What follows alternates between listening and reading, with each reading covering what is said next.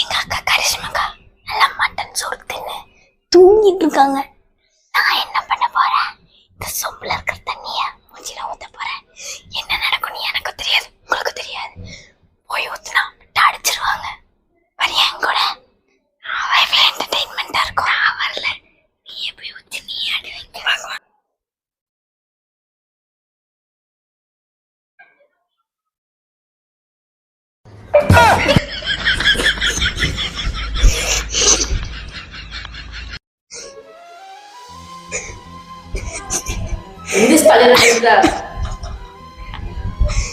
எல்லாம் டாக்டர் தண்ணி கோழி ஊத்திட்டு மேல